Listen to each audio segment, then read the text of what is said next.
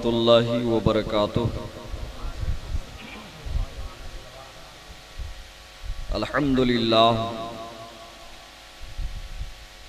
अल्हम्दुलिल्लाहिल्लज़ी फ़द्दल सय्यदना व मौलाना मुहम्मदन अलल आलमीन जमीआ व अक़ामहू यौमल क़ियामति लिल मुज़निबीनल मुतलव्विसीनल ख़त्ताईनल हालिकीन शफ़ीआ फ़सल्लल्लाहु तआला अलैहि व सल्लम व बारक अलैहि व अला कुल्लि मन हुवा महबूबुन व मर्दियुल लदैहि सलातन तबक़ा व तदूम बिदवामिल मलिकिल हय्यिल क़य्यूम व अशहदु अल्ला इलाहा इल्लल्लाहु वहदहु ला शरीका लह व अशहदु अन्ना सय्यदना व मौलाना मुहम्मदन अब्दुहु व रसूलुहु। अम्मा बाद फ़अऊज़ु बिल्लाहि मिनश शैतानिर रजीम बिस्मिल्लाहिर रहमानिर रहीम। इन्नमा युरीदुल्लाहु लियुज़हिबा अन्कुमुर रिज्स अहलल बैति व युतहिरुकुम तत्हीरा। आमन्तु बिल्लाहि सदक़ल्लाहुल अज़ीम व बल्लग़ रसूलुहुन नबियुल अमीनुल करीम व नहनु अला ज़ालिका लमिन शाहिदीन व शाकिरीन वल्हम्दुलिल्लाहि रब्बिल आलमीन। क्या बात है रज़ा उस चमनिस्ताने करम की। सुभान अल्लाह। क्या आप लोग नात शरीफ सुनने के बाद गर्म होने के बजाय क्या कोई ठंडा हो गए हैं क्या? क्या बात है रज़ा उस चमनिस्ताने करम की कि ज़हरा है कली जिसमें हुसैन और हसन फूल। ज़हरा है कली जिसमें हुसैन और हसन फूल बड़ी तेजी के साथ बारगाह रिसालत में दुरूद पाक की डालियां निछावर करे और पढ़े अल्लाहुम्मा सल्ली अला सय्यदना सय्यदना व शफीना व नबीना व हबीबना सल्लिम सलातों व सलामन अलैका या व तबीबना व मौलाना मुहम्मदिन व बारिक सल्लल्लाहु अलैहि सलातों व सलामन अलैका या रसूल अल्लाह सल्लल्लाहु तआला अलैहि वसल्लम। सबसे पहले मैं एक बात का खुलासा करूंगा या एक मसले का इजाला कर देता हूं कि जैसा कि हजरत ने फरमाया कि आज ऐसा भी होने लगा है कि उलमाए कराम का मुआजना किया जाने लगा है, उलमाए कराम को तौला जाने लगा है, उलमाए किराम का कंपेयर किया जा रहा है कि ई वजन है और ई हल्का है। लेकिन मैं पूछना चाहता हूं कि ये अधिकार आपको किसने दिया? उलमाए किराम को नापने और तौलने का हक आपको किसने दिया? इसलिए कि ये उलमा अल उलमा वरसतुल अंबिया, यही वो उलमा हैं जिनके सरों पे नबी की विरासत का ताज है। उलमाए किराम को तौलने की कभी कोशिश मत करना, वरना इनके इताब से बच नहीं सकोगे। हजरत हमारे मुक्तदा, हमारे मखदूम, इनकी मेहरबानी,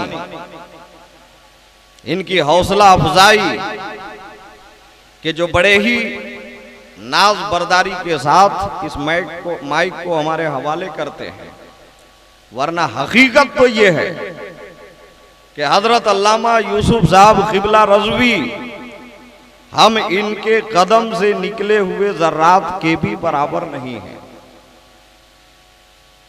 लेकिन ये इनका बड़ापन है,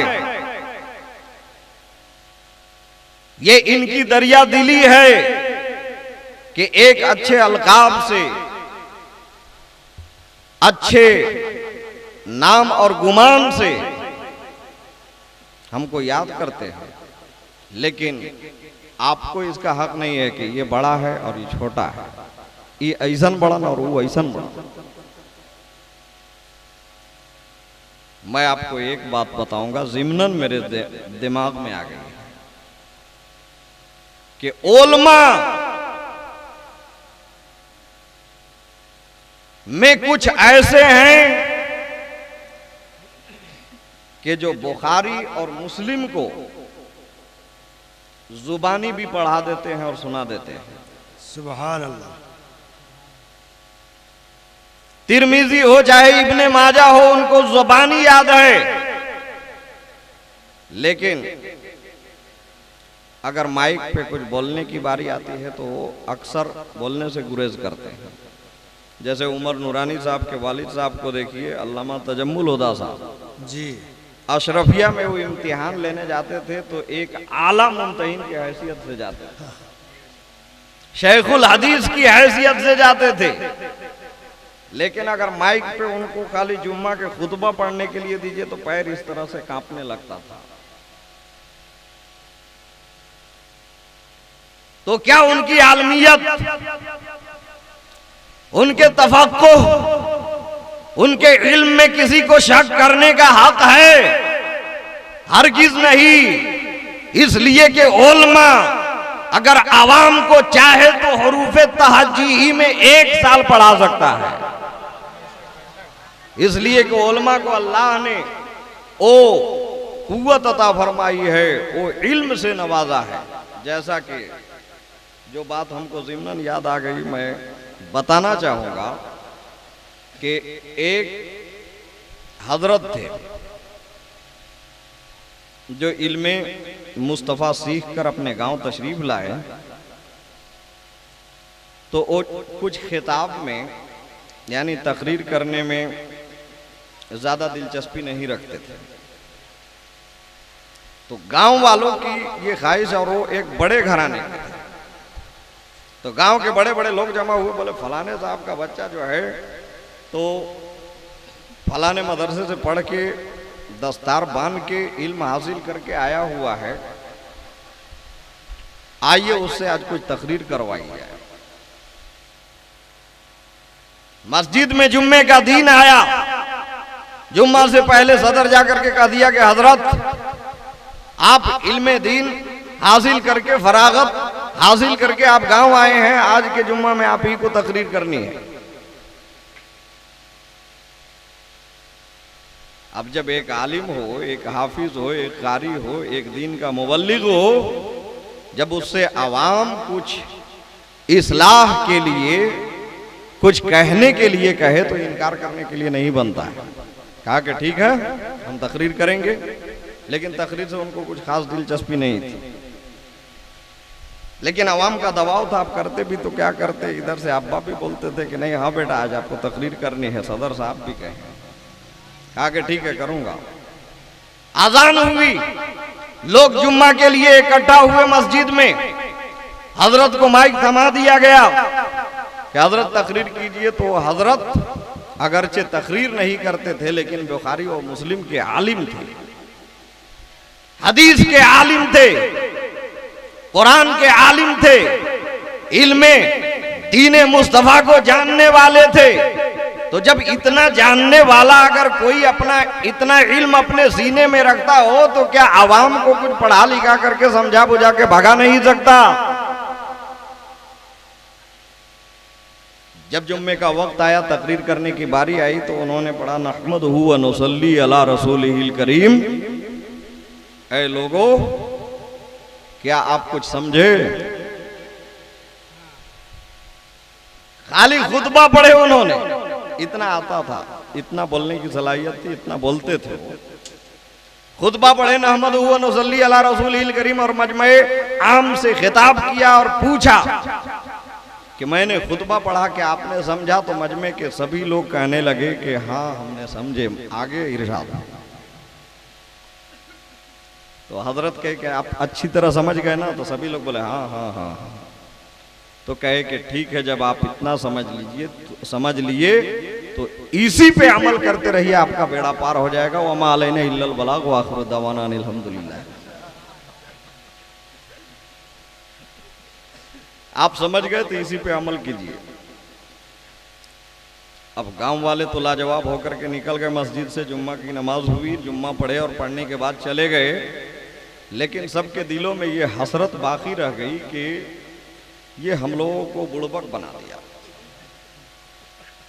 हम लोग सोचे थे कि ये तकरीर तो करते नहीं हैं, आज माइक पे खड़ा करेंगे, ये जलील होंगे, लेकिन हम सबों को इन्होंने एक ही जुमले में लाजवाब करके भगा दिया। अब अगले जुम्मा दूसरी साजिश अवाम ने सोची कि अगले जुम्मा को जब ये तकरीर करेंगे, खुतबा पढ़ेंगे और जब कहेंगे कि आप लोगों ने कुछ समझा, तो आधे लोग कहना कि हमने समझे और आधे लोग चुपचाप बैठना बोलना कि हमने कुछ नहीं समझा। दूसरे जुम्मे को भी सदर साहब, आलिम साहब के पास आए, कहने लगे कि हजरत ये जुम्मा को भी आपको तकरीर करनी है मस्जिद में। दूसरे जुम्मा को बोला कि ठीक है करूंगा। जुम्मा का वक्त आया, हजरत माइक पे खड़े हुए। खड़े होने के बाद नहमदहू व नुसल्ली अला रसूलिहिल करीम, उसके बाद फरमाया कि क्या आपने कुछ समझा? तो आधे लोग मुंडी को नीचे करके बैठे और आधे लोग जो है तो हाँ हजरत हमने समझा। तो बोला जब इनको समझ में आ गई बात तो आपको क्यों नहीं? कहा कि नहीं हमको नहीं समझ में आ रही, आप समझाइए। तो आलिम आलिम होता है, आलिम के इताब से बचो, आलिम को कंपेयर मत करो, आलिम को नापने और तोलने की कोशिश मत करो, इसलिए कि आलिम अगर अपने दामन को झटक दे तो तुम्हारे जैसे कितने भी पैदा हो जाएं। हजरत ने कहा कि आपने नहीं समझा? तो बोले कि नहीं हम लोग कुछ समझ में नहीं आ रहा, कुछ बताइए इधर वाले को। तो हजरत हमने समझा। तो बोले ठीक है, आपको अगर नहीं समझ में आया और इनको समझ में आ गया तो आप लोग इनको जुम्मा के बाद समझा दीजिएगा। वमा अलैना इल्लल बलाग। आप लोगों को समझ में आ गया ना, इनको समझ में नहीं आया तो आप लोग जुम्मा के बाद बाहर जाकर के इनको समझा दीजिएगा। वमा अलैना इल्लल बलागुल मुबीन, ये कह करके और चले गए। अब लोग सोचे कि क्या करे भाई, ये तो अजीब फलसफा है।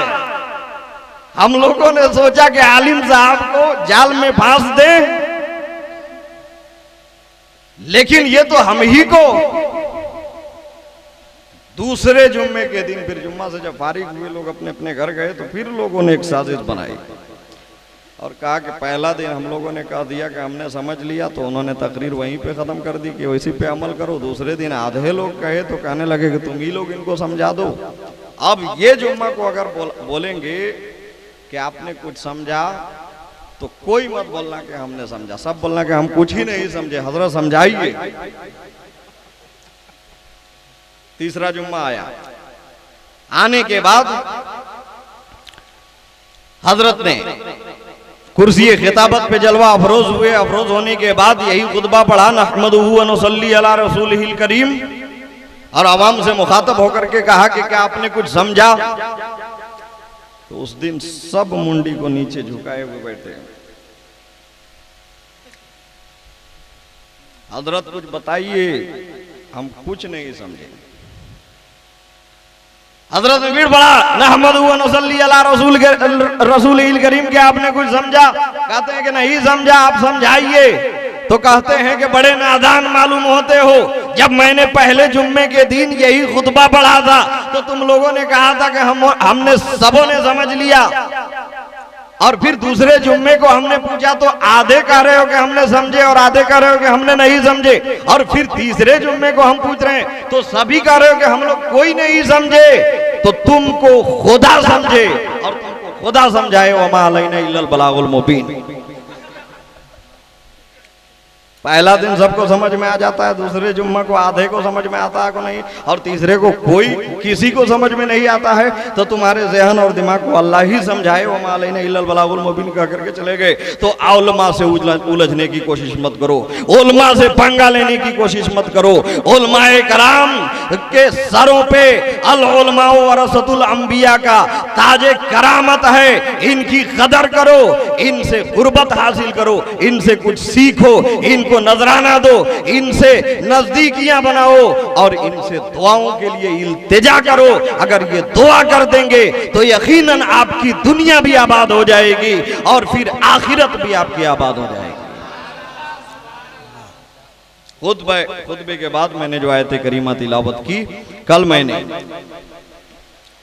थोड़ी देर के लिए आपका वक्त लूंगा।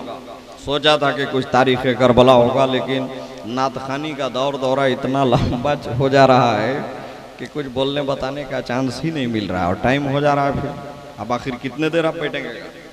आइए कुछ बातें, चूंकि इमाम आली मकाम के निस्बत वाली महफिल में हम और आप तशरीफ रखते हैं, तो उनके घर के, उनके दर की कुछ बातें आप सुन लें। कल आपने हजरत अली शेर खुदा, मुश्किल कुशा, दामाद मुस्तफ़ा, नफ्से रसूल, ज़ौजे बतूल, शाह मर्दा, शेर यज़दा, कुव्वत परवरदिगार, उनके शान, उनकी अजमत को आपने थोड़ा सा मुलाहिजा किया था। आज आइए उन्हीं के शहजादे, जिनकी महफिल में हम और आप तशरीफ रखते हैं, उनके लिए भी कुछ दो कलमे आप समात कर लें। दरूद पाक पढ़िए झूम कर, अल्लाहुम्मा सल्ली अला सय्यदना व शफीना व नबीना व हबीबना व तबीबना व मौलाना मुहम्मद व बारिक वसल्लिम सल्लु अलैहि सलातु व सलाम अलैका या रसूल अल्लाह सल्लल्लाहु तआला अलैहि वसल्लम। इमाम आली मकाम की शहादत, जिसको हम यूं भी समझते हैं कि ये कोई एक्सीडेंट के तहत हो गया। हजरत एक आदमी आजकल कहने लगा कि अगर मोबाइल का उस वक्त जमाना होता तो इमाम आली मकाम की शहादत शायद नहीं होती, इसलिए कि इमाम मुस्लिम जो गए थे नुमाइंदा बन के करबला, तो जैसे ही सुबह में 40,000 लोगों ने इमाम आली मकाम के नाम की बैअत मुस्लिम बिन अकील के दस्ते हक परस्त पे किया था और फिर शाम तक सबों ने फिर गए थे, तो इमाम आली मकाम नंबर मिला देते और कहा देते कि हजरत इमाम मुस्लिम नंबर मिलाते और इमाम हुसैन को कहा देते कि हजरत माहौल अभी तक तो ठीक था, लेकिन शाम का माहौल बड़ा ख़राब हो गया है, इसलिए यही आपका सूचना है कि आप मत आइए, और इमाम आली मकाम शहादत से बच जाए। लेकिन मैं कहता हूं कि नहीं, आपका सोचने का नजरिया गलत है।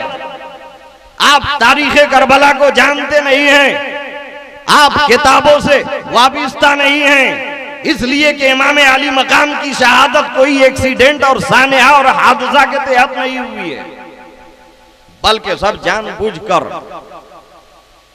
जानते हुए, पहचानते हुए और बल्कि तलकीन की गई थी कि ए इमाम, अगर आप करबला जाएं, आप पे पानी बंद किया जाएगा तो आप सब्र करना, आपको भूखा रखा जाएगा, आप क्या करेंगे? इमाम आली मकाम ने कहा था कि हम सब्र करेंगे। इमाम आली मकाम से पूछा गया कि आपको रहना सहना मदीना मक्का में दुश्वार किया जाएगा, आप क्या करेंगे?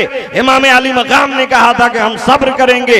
इमाम आली मकाम से ये तमाम तलकीन और तरगीब दिला दी गई थी उनको कि आप यही करना, इसलिए कि इसी में दीन की भलाई है, इसी में शरीयत की भलाई है, इसी में इस्लाम की भलाई है, इसी में अज़मत कुरान है, इसी में इमाम आली मकाम आपकी शहादत ही में दीन की बका है।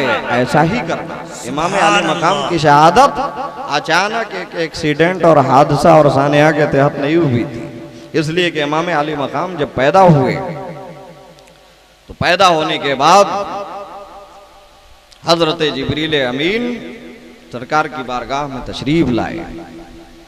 सरकार सल्लल्लाहु अलैहि वसल्लम हजरत इमाम आली मकाम को अपनी गोदे मुक़द्दस में लेकर के हजरत इमाम आली मकाम की गर्दन चूम रहे थे, रुखसार चूम रहे थे, पेशानी चूम रहे थे कि सिदरा के मकी जिब्रील अमीन हजरत जिब्रील अलैहिस्सलाम उसी वक्त तशरीफ लाए और कहते हैं कि या रसूल अल्लाह, आप पर सलाम हो, या रसूल अल्लाह, अल्लाह ताला आपके इस नवासे की आपको मुबारकबादी भेजता है, मुबारकबादी देता है और साथ ही साथ इजहारे गम भी लेकर के आया हूं कि आपका ये नवाजा जिसे आप चूम रहे हैं, आपका ये नवाजा जिसे आप सूंघ रहे हैं, आपका ये नवाजा जिसे आप लाडो प्यार कर रहे हैं, या रसूल अल्लाह अनकरीब ये आप ही की उम्मत के हाथ मारा जाएगा।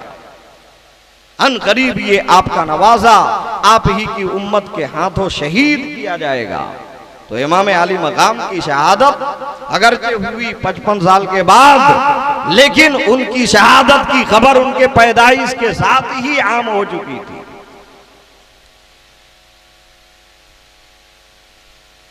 और हजरत जिब्रील अलैहिस्सलाम ने सरकार को शहादत गहे इमाम हुसैन की मिट्टी भी ला करके दी थी।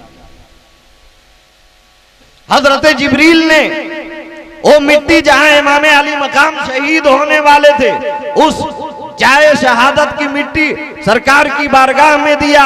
सरकार ने उस मिट्टी को लिया, एक खातून जिनका नाम हजरत उम्मे सलमा है, उम्मे सलमा को दिया। और सरकार ने ये ऐलान फरमाया कि यही हमारे नवासे की जाए शहादत यानी शहादत गाह की मिट्टी है, तुम इसे संभाल कर रखना। हजरत उम्मे सलमा उस मिट्टी को एक शीशी में बंद करके रखती है, हमेशा देखती थी। और यकीनन जिस दिन इमाम आली मकाम, सरकार ने ये फरमाया था कि ए उम्मे सलमा, जिस दिन ये मिट्टी खून बन जाए, तुम समझ जाना कि उस दिन हमारा ये नवासा शहीद हो चुका है, उस दिन मेरा ये लाल शहीद कर दिया गया है। जिस दिन ये मिट्टी खून बन जाए, तुम जान जाना कि मेरा ये नवासा मारा गया है। हजरत उम्मे सलमा को सरकार ने वो मिट्टी दी और उम्मे सलमा हमेशा देखती थी। सरकार की गैबदानी पे कुर्बान जाइए, सरकार के भेद पे कुर्बान जाइए कि सरकार सल्लल्लाहु अलैहि वसल्लम ने उस वक्त वो मिट्टी चाहते तो किसी और को भी दे देते थे, लेकिन जिंदगी की कोई गारंटी नहीं। आज इस स्टेज पे अगर हम लोग साथ में हैं, सुबह कौन उठेगा और कौन सोए रह जाएगा इसकी कोई गारंटी नहीं। आज इस महफिल में आप आए हैं, कल आ सकेंगे या नहीं आ सकेंगे, लेकिन सरकार की गैबदानी पे कुर्बान जाओ ईमान वालों के नबी ने उम्मे सलमा ही को मिट्टी इसलिए दिया कि सरकार अपने इल्मे गैबे मुस्तफा से जानते थे कि जिस वक्त मेरा ये नवाजा इमाम हुसैन शहीद होगा, उस वक्त कोई बाकी रहे या ना रहे, उम्मे सलमा जरूर जिंदा रहेगी, उम्मे सलमा जरूर बाकी रहेगी। इसीलिए उस मिट्टी को सरकार ने उम्मे सलमा के हाथ ही में दे दिया था। सुभान अल्लाह, बहुत खूब। मेरे दोस्तों और बुजुर्गों, तो सरकार सल्लल्लाहु अलैहि वसल्लम के नवासे हजरत इमाम अली मकाम की शहादत एक हादसा के तहत अचानक आने वाली बला की तरह नहीं हुई, बल्कि सबको मालूम था। हुजूर को भी मालूम था, अली को भी पता था, खातून जन्नत को भी खबर थी, हसन को भी पता था, सहाबा को भी मालूम था, उम्महातुल मोमिनीन को भी मालूम था। लेकिन यहाँ पे मेरे ज़हन व फिक्र में एक सवाल आता है कि जब हुजूर को मालूम था, हजरत अली को भी मालूम था, हजरत खातून जन्नत को मालूम था, सहाबाए कबायर को मालूम था, उम्महातुल मोमिनीन को मालूम था, और ये सब वो शख्सियात हैं कि अगर ये दुआ कर दें तो बड़े बड़े चट्टान और पहाड़ भी अपनी जगह छोड़ करके हट जाए। सरकार अगर दुआ कर दे तो सरकार की हर दुआ मुस्तजाब है, बारगाहे इलाही में कबूल है। अगर सरकार कह देते कि या अल्लाह, ये जो मेरे उम्मत के हाथों हमारा ये नवासा शहीद होने वाला है, इसको तू टाल दे, इनकी शहादत को तू रोक दे, तो फिर शहादत होती थी, शहादत हो सकती थी। हजरत अली मुर्तजा बाबे मदीनतुल इल्म अगर वो भी दुआ कर देते तो यकीनन वो शहादत टल जाती।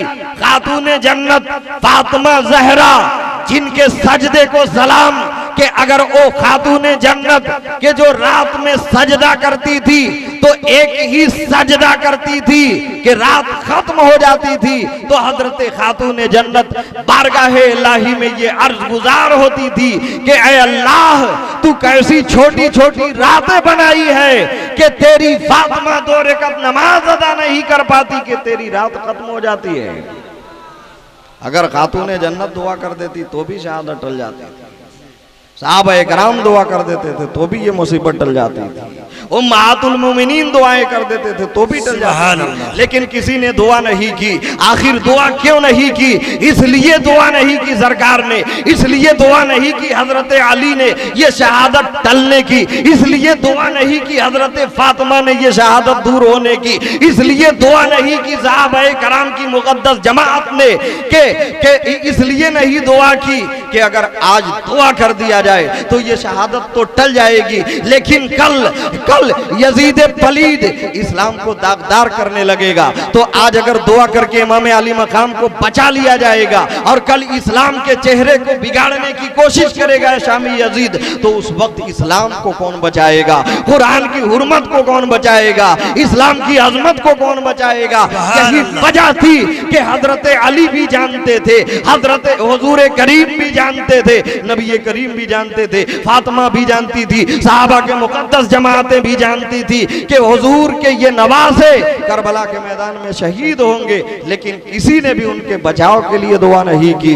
इसलिए दुआ नहीं की कि अगर इनको बचा लिया जाएगा तो फिर इस्लाम को कौन बचाएगा, हुर्मत कुरान को कौन बचाएगा, अजमत दीन को कौन बचाएगा। मेरे दोस्तों और बुजुर्गों, इन्हीं चंद कलिमात के साथ मैं आज की ये मुख्तसर सी गुफ्तगू को खत्म करता हुआ अलैना इल्लल बलाग व आखिरु दावाना अनिल हम्दुलिल्लाहि रब्बिल आलमीन। सुभान अल्लाह। खड़े होकर के सलाम।